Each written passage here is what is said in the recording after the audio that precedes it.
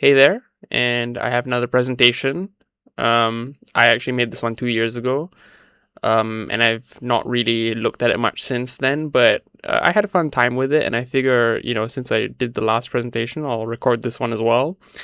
But yeah, I mean, this presentation is on Spider-Man Homecoming, which, if you knew me, you'd know that that's kind of an interesting topic for me to choose to do, because I'm not really a big fan of the MCU, and actually, I'm not a fan of superhero movies in general, really. But I watched Spider-Man Homecoming a while back. I actually watched all of the Tom Holland movies, Spider-Man movies a while back. And this one was really interesting. It kind of surprised me. It surprised me because it was a lot more like interesting than I thought it would be in terms of like the world building and kind of like what it was portraying. Because I think the MCU in general tries to kind of paint a picture of a world which is more or less pretty similar to ours, but obviously there's like superheroes in it. And the ways that it tries to kind of show how superheroes play a role in like politics and culture is pretty interesting. I mean, what I would say is that specifically Spider-Man Homecoming paints a picture of the roles that superheroes play in the reproduction of capitalism and state ideology, which is going to be the argument of this presentation. And for the purposes of the presentation, I'm just calling that superhero capitalism, a term I've totally made up. No one else, as far as I know, has used that term. It's probably not a very good term for what I'm talking about, but nonetheless, yeah, I mean, starting off with who is Spider-Man? I mean, I think if you're watching this, you're probably aware of who Spider-Man is. Spider-Man is a character who's existed for many decades at this point. Many variations of the character exist at this point in time. But I mean, today we're going to be focusing on Peter Parker, the original Spider-Man.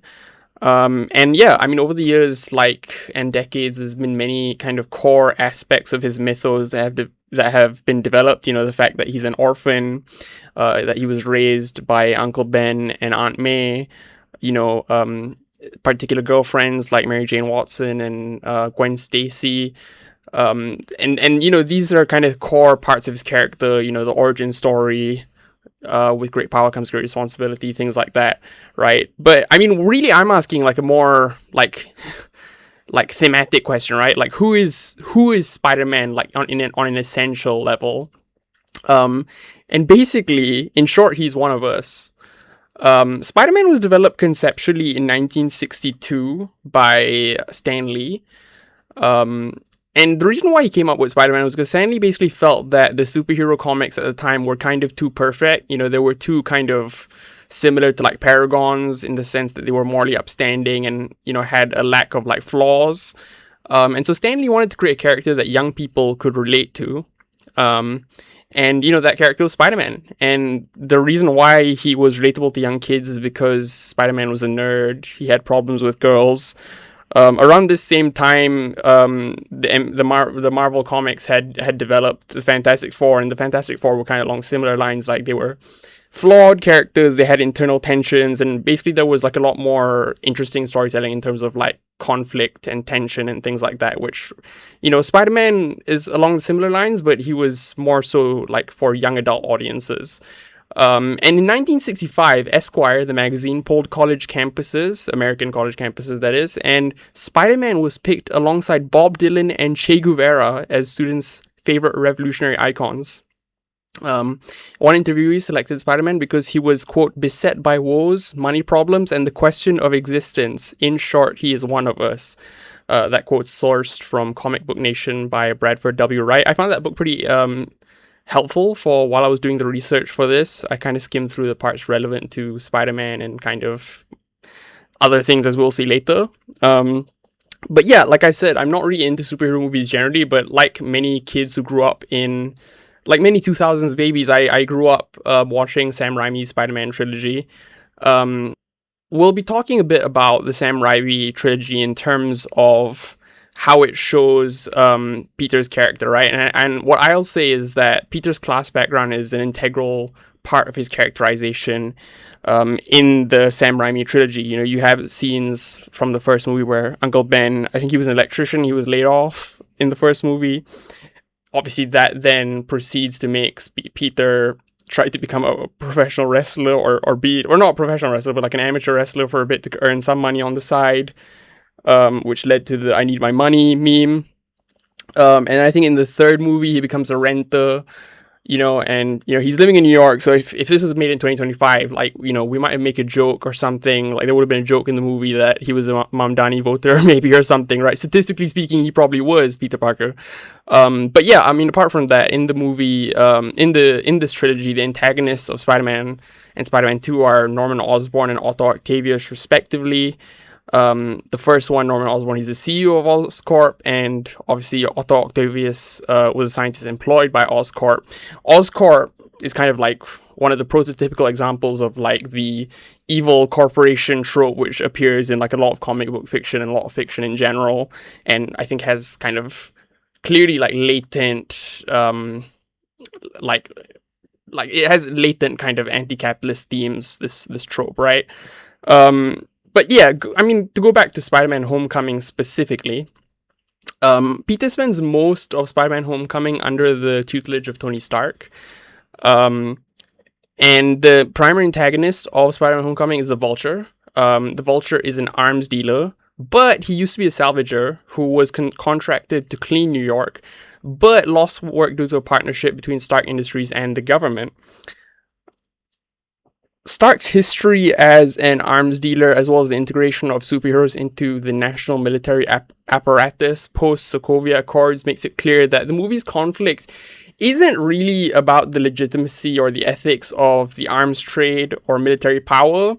So what we can say from that is that the movie actually has this kind of unstated, uncritical distinction between, on the one hand, legitimate weapons distribution as represented by Tony Stark and the Avengers, and illegitimate weapons distribution, as represented by the Vulture. And basically this distinction rests entirely on which activity or which actions are sanctified by the state, right? Like, the state is okay with Tony Stark because he's integrated into the national military apparatus and the military industrial complex, and so the state has no issue with Tony Stark, but the Vulture is an issue, and so that's the kind of determinant of him being a villain, right? It's purely on that kind of basis. So in class terms, the movie portrays actually like a intra-bourgeois conflict between the bourgeoisie and the petty bourgeoisie. If we're being more specific, it's really more of like a conflict between the statist bourgeoisie, like the state-connected bourgeoisie, and like a state-independent bourgeoisie. But we're getting to the weeds with that, right? Like, so we're just going to say it's a conflict between a bourgeois and a petit bourgeois, arms dealer, weapons manufacturer. And in this conflict, in this intra-bourgeois conflict, Peter intervenes to act as an enforcer of the state's ideology. By virtue of going against the Vulture, he's kind of taking sides in this fight between two devils, if we can put it in those terms. Which brings us to this, right? I guess if we're going to talk about how the state is the arbiter of morality in this movie, we should probably try and think about what the state is, right? The state is a political entity which has a monopoly on violence. That's a pretty classic definition of the state. There's a kind of Marxist view of the state which says that it is an institution responsible for the maintaining and perpetuating of class society.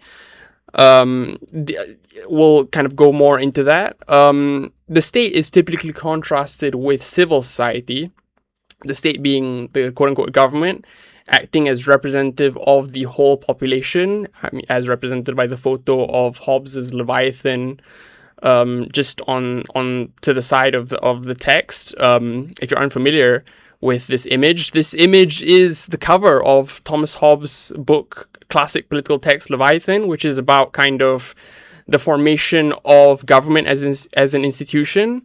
And yeah, he represents it as this kind of big sea monster, which if you look closely at the cover, it's actually made out of a bunch of little people. So that one big guy representing the government is made out of a bunch of tiny little people who are, the population at large. But yeah, anyway, go back to the main point. Civil society is where private individuals are seen to act independently from the state. For example, cultural production, like movies, like we're talking about right now, or, kind of just social organizations more broadly, NGOs, things like that. For Gramsci, who, is a political theorist I'm quite interested in, and Italian Marxist from the 1920s, 30s period, for him, the state was political society plus civil society. Political society here referring to like government in the sense of like parliament and the executive branch of government. But yeah, he includes civil society as part of his like formulation of what constitutes the state. And now in a really arrogant maneuver, I've decided to quote myself because, like I think I've alluded to, I'm pretty interested in this idea of what the state is, and something I wrote a while back, which I'm not going to link to unless someone comments asking for the link to this thing that I wrote. Basically, we're talking a bit about the state, and I'm saying that what is meant by this is that the state should not be understood in a narrow sense of government institutions, but as something encompassing a social totality and all the forces which perpetuate that totality.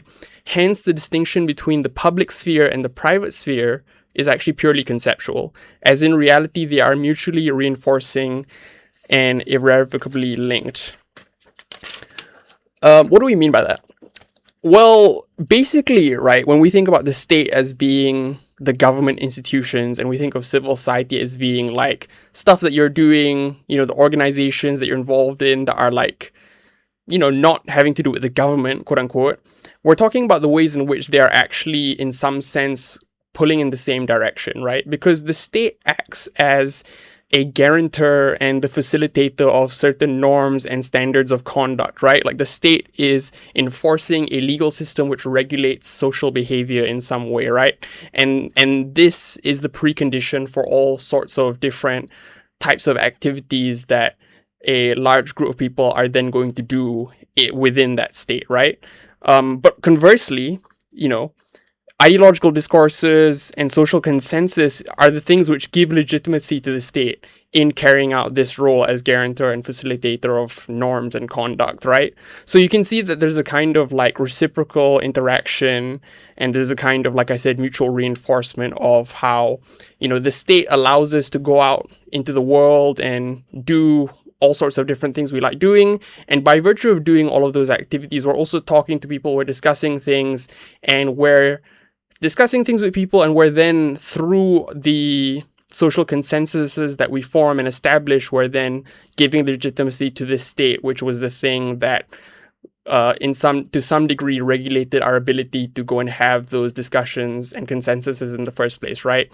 It's all circular and it's reciprocal, and that's kind of basically the point that is being made here, right? And so essentially, we're kind of trying to complexify this notion of the state, right? That the state is not purely just government and the police or like the public administrative buildings that we think of like parliament. It's also like a bunch of other things which more or less are in some way affiliated and connected to the state.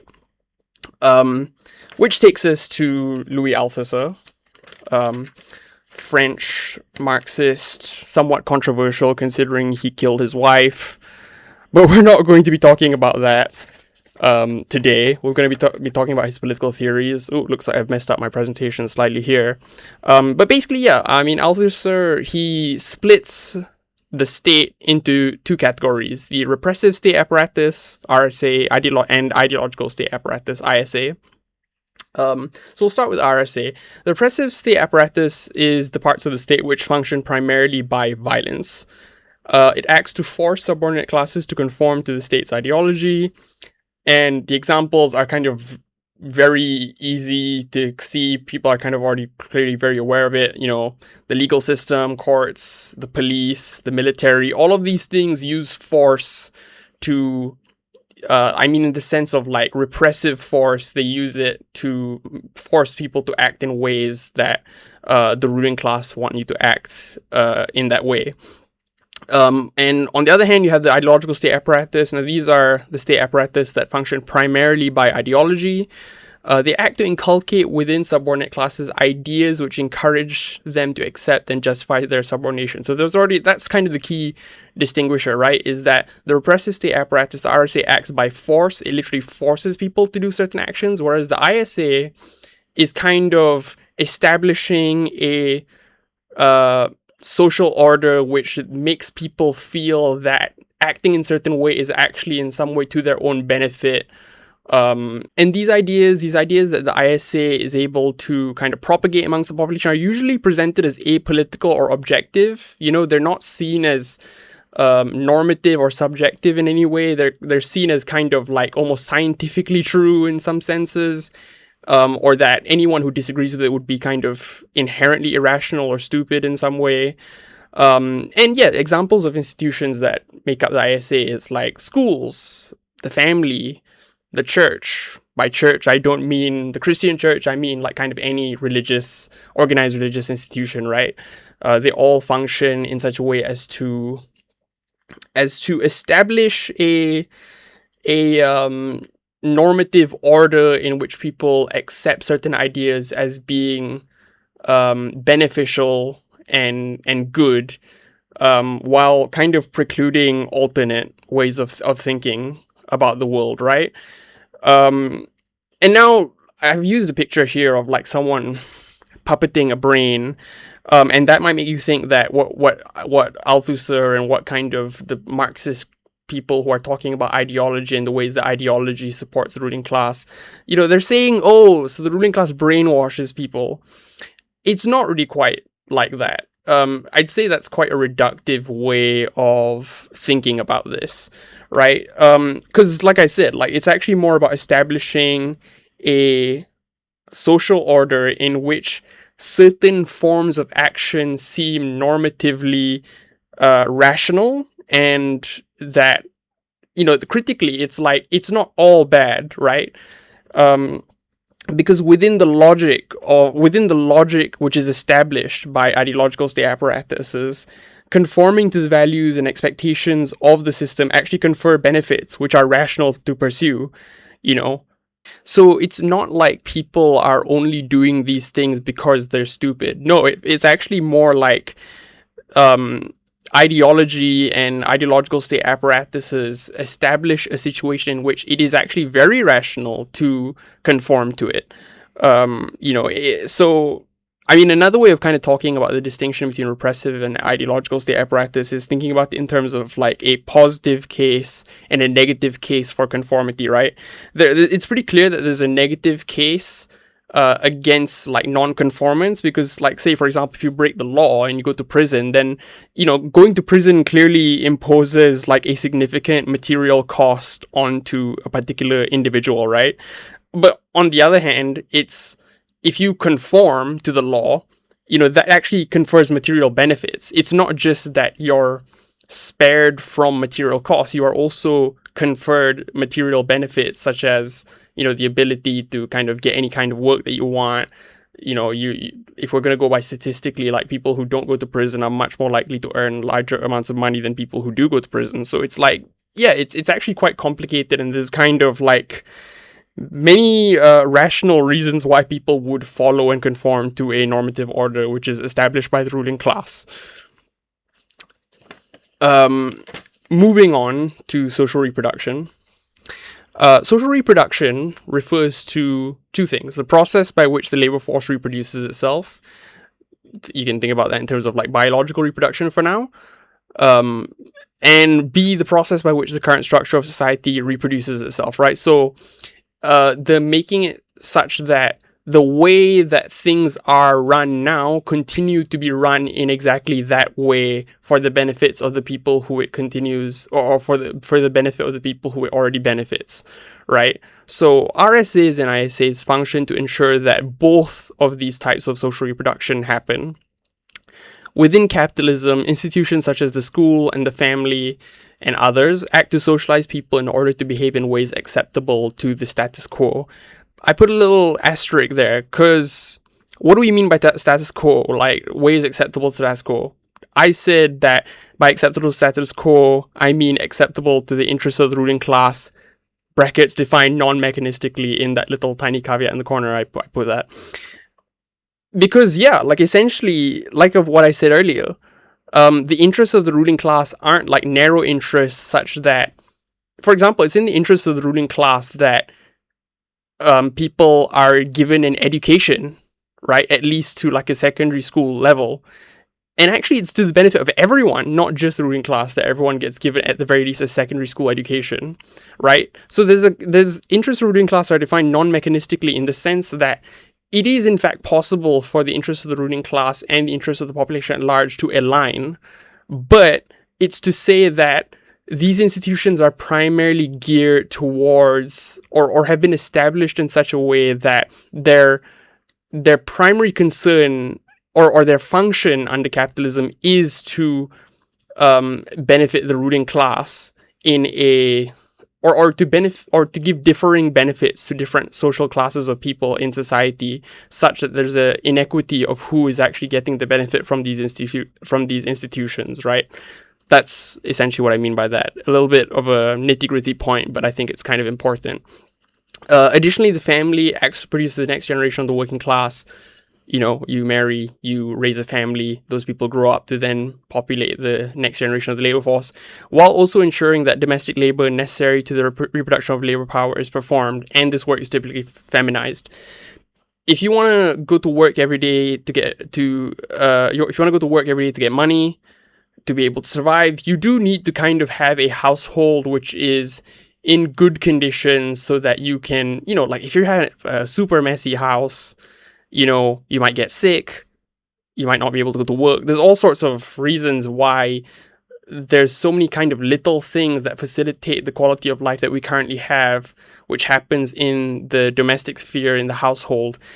And I think I don't need to even say, really, this work is typically feminized. It's usually put on women to do this work for no compensation, and this is a burden that is shouldered inequitably.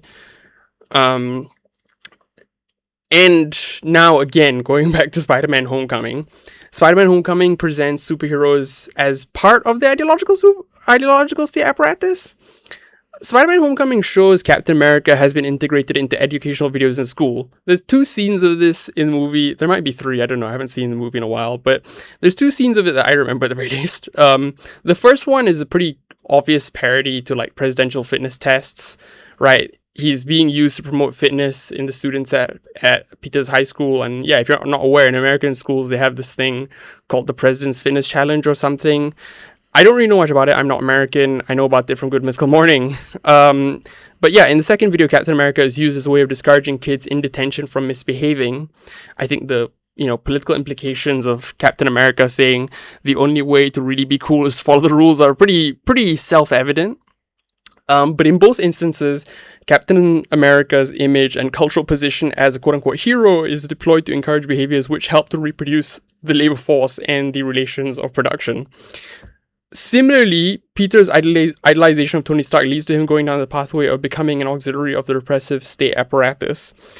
I'll stop here for a moment just to talk a bit about Tony Stark, right? I actually should have mentioned it earlier when we were talking about Iron Man, but again, from the book, Comic Book Nation, that I referenced earlier, there's a quote about Iron Man. Quote, "A hero literally forged on the battlefields of Vietnam. In his first act as a superhero, he demolishes a Viet Cong military base and overthrows a sadistic communist warlord.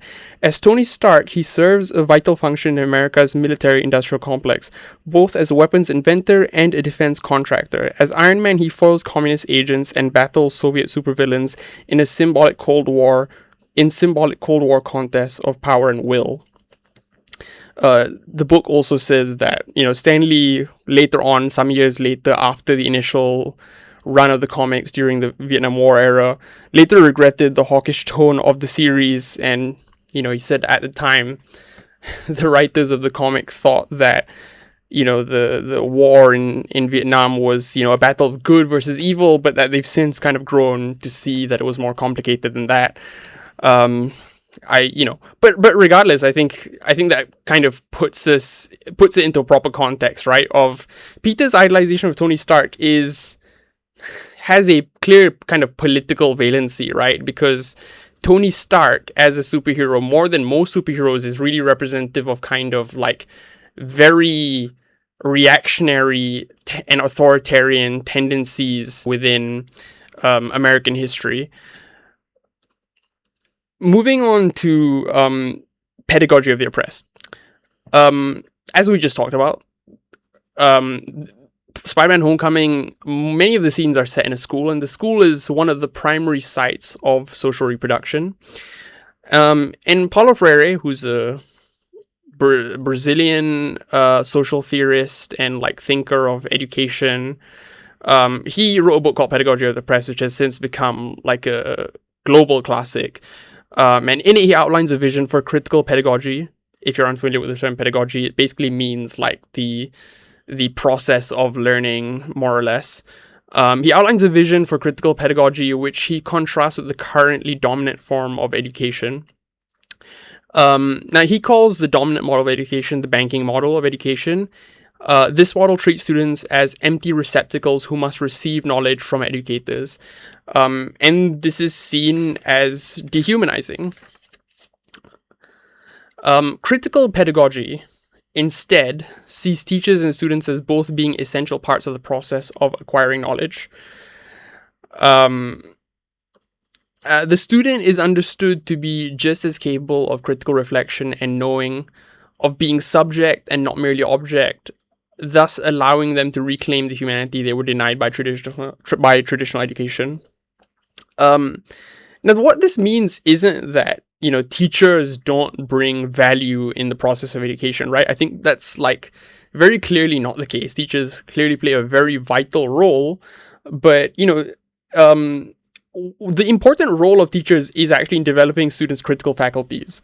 You know, students have to be allowed to have agency in knowledge seeking and knowledge creation, right? The goal of education shouldn't be to reproduce generations of quote unquote excellent students, but to produce critical humans who can produce knowledge in their own right once the time comes for them to do that, right? I say quote unquote excellent students because, you know, I think we live in a world where excellent students are seen as people who like conform to existing knowledge very well, but are not necessarily like critical thinkers, right? Like you could score like really well on an exam by regurgitating answers and not really gaining a true understanding of the subject matter, which is really sad because like knowledge is cool, and like being able to like understand why knowledge is important and the ways in which it relates to you personally, rather than kind of just being told in a very authoritarian manner that, hey, this stuff matters. It doesn't matter. You're too stupid to understand why it matters, but you need to be able to memorize all this information and then dump it back out into an exam, right? Like that's what's fundamentally dehumanizing about education as it's like kind of popularly conceived in the world today, right? And that's not a vision of education and of society that Paulo Freire is interested in at all, right? He wants a more liberated way of education, of doing education. But in the movie, the latter half of Spider-Man Homecoming involves Peter rebelling against the constraints that Tony imposes on him.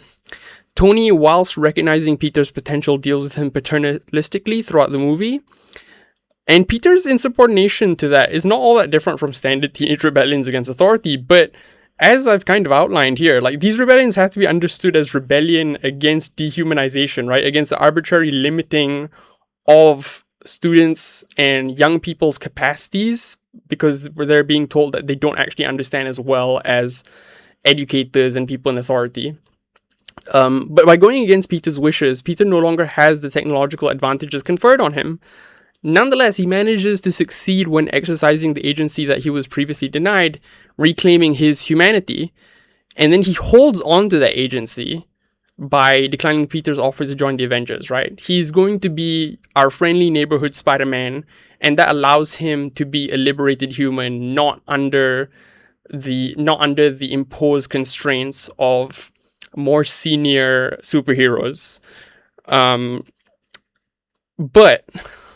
at no point in this movie, and even though the ending shows kind of the value of this liberation from the arbitrary constraints imposed on him by those who are authorities to him, at no point does the movie kind of question whether there's something fundamentally wrong with the society where certain people are anointed heroes and tasked with saving a helpless and dependent humanity, like humanity as in the larger humanity. Peter is liberated, but he achieves liberation through kind of the rules of the system itself, right? He is now going to be one of these people who's standing above society as the guy who has inherently better faculties and capacities, and is going to be able to leverage that to be above the rest of humanity, right? Which is not, again, it's not kind of what the Freirean idea of like what liberation looks like. Nonetheless, it's what the movie portrays. So while Peter is now subject, the population at large remains object, and object relative to the class of superheroes which exist in this cinematic universe, which I think puts us in this position, right, of Peter has to think about this Paulo Freire quote, although I doubt he reads Paulo Freire. If Paulo Freire exists in the MCU, hopefully he does. When education is not liberating, the goal of the oppressed is to become the oppressor. Peter Parker isn't interested in, or he has no conception of how to liberate humanity. All he's able to do, and all the movie shows him doing, is liberating himself from the dependency of Tony Stark. And I think, this points to a problem with kind of the superhero genre as a whole, which is kind of why I'm not super interested in it, is that this genre as a whole is really interested in the idea of the individual and exceptionalizing the individual, right? And the way it does this is literally by creating exceptional individuals who, by the rules of the story, inherently must be exceptional and better than the population at large. But then I think ideologically and politically and philosophically, that has quite disturbing implications. But nonetheless, I think Spider-Man Homecoming is a movie that is really ripe for this reading, and kind of really interesting as a text for investigating this kind of problem inherent to the genre. But on this point, that when education is not liberating, the goal of the oppressed is to become the oppressor, there are a few pictures I have here that illustrate it. We have Super Mario, where I think that's Yoshi. He's typically ridden. He's typically, used as an animal to be ridden on. And here we have him, because he didn't receive liberating education, his dream is now to be the rider of a horse. And this cat who is bitten by an alligator, his dream, or her dream, is to become an alligator because they didn't receive liberatory education. Thanks for listening to that. I think it's pretty obvious that I'm not all that interested in Spider-Man, really. I mean, I think some of the movies are good, but especially the Sam Raimi ones. But, what I'm more interested in this idea of, what the MCU does in terms of trying to portray the state and how superheroes are integrated into this notion of the state, and also what that has to do with ideology and how superheroes are integrated into the ideological state apparatus in the MCU. I hope you found that interesting, and at the very least, I hope you found maybe some of these political ideas interesting, even if you don't agree with my reading of the MCU as being related to all of this. But nonetheless, if you're still here listening to this, thanks. I hope to do more of these in the future, and hopefully they're better, because I won't be doing presentations I wrote 2 years ago. But yeah, I mean, if you found this interesting, thanks.